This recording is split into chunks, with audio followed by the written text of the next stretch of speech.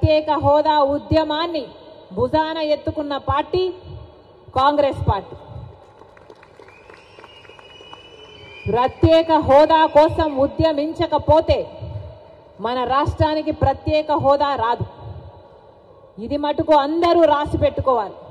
ప్రత్యేక హోదా కోసం ఉద్యమం జరగకపోతే ప్రత్యేక హోదా రాదు. ఈ 10 సంవత్సరాలు ఒక ఎమ్మెల్యే ఒక ఎంపీ అయినా ప్రత్యేక హోదా కోసం పోరాటం చేసింది లేదు. కాబట్టే ప్రత్యేక హోదా ఊసేలేదు. ఈ 10 సంవత్సరాలలో ప్రత్యేక హోదా కోసం పోరాటం చేసే వాళ్ళే కరువు అయిపోయారు. ఎందుకంటే కాంగ్రెస్ పార్టీ అధికారంలో లేదు కాబట్టి ప్రత్యేక హోదా గురించి కాంగ్రెస్ పార్టీ మాట్లాడినా పట్టించుకునేవాడు లేకుండా. కాబట్టే చెప్తున్నాం, ఈరోజు రాజశేఖర్ రెడ్డి బిడ్డ ప్రకటిస్తుంది, ప్రత్యేక హోదా ఉద్యమం కాంగ్రెస్ పార్టీ భుజాన ఎత్తుకుంది. ప్రత్యేక హోదా ఆంధ్రుల హక్కు. ప్రత్యేక హోదా, ప్రత్యేక హోదా, ప్రత్యేక హోదా, ప్రత్యేక హోదా. అంబేద్కర్ గారు ఒక మాట అన్నారు,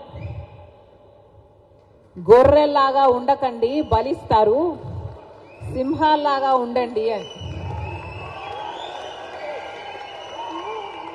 10 ఏళ్ళు గొర్రెల్లాగానే ఉన్నాం కదా.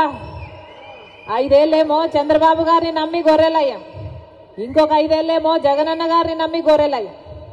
10 ఏళ్ళు గొర్రెల్లాగా ఉంటే ఏమైంది? ఈరోజు మనం బలిస్తున్నారు. అందుకే సింహాలలాగా ఉండండి అన్నాడు అంబేద్కర్ గారు. సింహంని చూస్తే ఎవరికైనా బలి ఇయ్యబుద్ధి అవుతుందా? ఏమన్నా సింహం చూస్తే ఎవరికైనా బలి ఇయ్యబుద్ధి అవుతుందా? గొర్రెను చూస్తే ఏమవుతుంది? గొర్రెను చూస్తే ఏం చేయబుద్ధి అవుతుంది? బలి ఇయ్యబుద్ధి అవుతుంది. అందుకే మనం సింహాలు అవ్వాలి, ఒక్కొక్కరు ఒక్కొక్క సింహం అవ్వాలి. జై భీమ్, జై భీమ్, జై భీమ్. గొర్రెల్లాగా ఉండకండి, ఒక్కొక్కరము ఒక్కొక్క సింహం అవ్వాలి. మనం మటుకే కాదు, రాష్ట్రంలోని యువత అంతా, రాష్ట్రంలోని ప్రజలు అంతా ప్రత్యేక హోదా కోసం ఉద్యమించే ఒక్కొక్క సింహం అవ్వకపోతే మనకు ప్రత్యేక హోదా రాదు. ఇంకొక మహానుభావుడు అన్నాడు, పోరాడితే పోయేదేముంది బానిసత్వం తప్ప అని. కాబట్టి పోరాడాలి. పోరాడకపోతే ఏది మనకు తట్టలో పెట్టి ఇవ్వరు. మనం పోరాడి సాధించుకోవాలి, అవసరమైతే లాక్కోవాలి. అలా తయారైంది లోకం తీరు. 10 ఏళ్ళు గమ్మనున్నామే, 10 ఏళ్ళు ఊసే లేకుండా ఉన్నామే. ప్రత్యేక హోదా ఇచ్చారా? ఎవరైనా పట్టించుకున్నారా? ఎవరైనా? బీజేపీ పార్టీ ఇచ్చిందా మన మంచితనం చూసి? చంద్రబాబు గారు మన కోసం కొట్లాడారా మన మంచితనం చూసి? జగన్మోహన్ రెడ్డి గారు కొట్లాడారా మన మంచితనం గురించి? మన రాష్ట్రానికి పోలవరం ఇచ్చారనా? మన రాష్ట్రానికి ప్రత్యేక హోదా ఇచ్చారనా? మన రాష్ట్రానికి రాజధానికి డబ్బులు ఇచ్చారనా? దేనికి గౌరవం? ఎందుకు గౌరవించాలి ఇలాంటి మోడీ కేడీలని? కేడీ కాదా మోడీ? మోసం చేయలేదా ప్రజలని? మోసం చేస్తే ఏమవుతారు? మోసగాళ్ళు గారా? డిఫాల్టర్ను కదా కేడీ అనేది. డిఫాల్టర్ కాదా మోడీ? మనకిచ్చిన వాగ్దానాలలో ఒక్కటైనా నిలబెట్టుకోకపోతే అది డిఫాల్టర్ కాదా? మరి డిఫాల్టర్ని కేడీ అనక ఏమనాలి? మోసం చేసిన వాడిని 420 అనక ఏమనాలి? మోడీ 420 అయితే, మోడీ కేడీ అయితే చంద్రబాబు గారు కూడా కేడీయే, జగన్మోహన్ రెడ్డి గారు కూడా కేడీయే, జగన్మోహన్ రెడ్డి గారు కూడా 420, చంద్రబాబు గారు కూడా 420. మన రాష్ట్ర హక్కు, మన బిడ్డల హక్కు ప్రత్యేక హోదా. ఈరోజు ఎంతమంది విలువనిస్తున్నారు ప్రత్యేక హోదా గురించి? ఎంతమంది పట్టించుకుంటున్నారు ప్రత్యేక హోదా గురించి?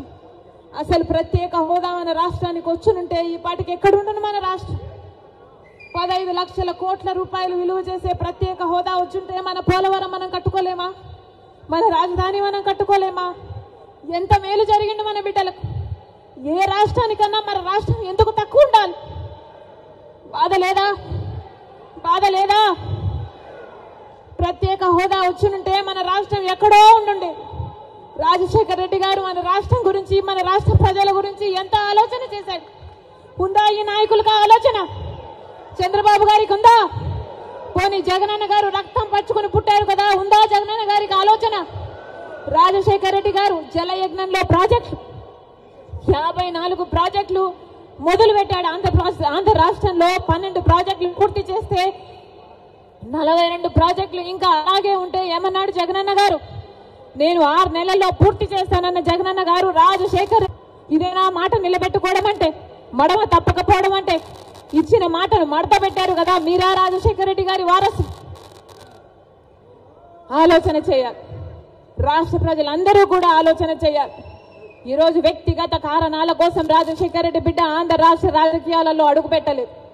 వ్యక్తిగత రాజకీయాల కోసమే అయితే, వ్యక్తిగత కారణాల కోసమైతే రాజశేఖర రెడ్డి బిడ్డ 2019లోనే ఆంధ్ర రాష్ట్రంలో అడుగు పెట్టాల్సి ఉంది. కానీ ఈరోజు ఆంధ్ర రాష్ట్రంలో రాజశేఖర రెడ్డి బిడ్డ అడుగు పెట్టింది అంటే ఎందుకు పెట్టింది? ఎందుకంటే ప్రత్యేక హోదా కోసం కనీసం పోరాడే వాళ్ళు కూడా లేకపోయారే అని. మనం పోరాడకపోతే ఆంధ్ర రాష్ట్రంలో ప్రత్యేక హోదా ఎప్పటికీ రాదు. కాబట్టి ప్రత్యేక హోదా ఇస్తానన్న ఏకైక వ్యక్తి రాహుల్ గాంధీ గారు. మొట్టమొదటి సంతకం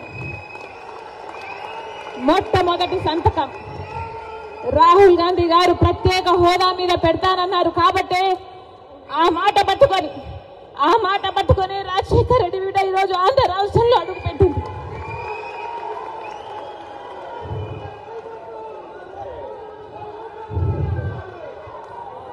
ప్రత్యేక హోదా లేకపోతే ఆంధ్ర రాష్ట్రానికి భవిష్యత్తే లేదు. ప్రత్యేక హోదా లేకపోతే ఆంధ్ర రాష్ట్రం అభివృద్ధి చెందదు అని 10 సంవత్సరాలుగా చూసామా లేదా? మరి ప్రత్యేక హోదా మనకు లేకపోతే, ఆంధ్ర రాష్ట్రం జరగకపోతే మన బిడ్డలు ఎలా బతకాలి? ఆంధ్ర రాష్ట్రం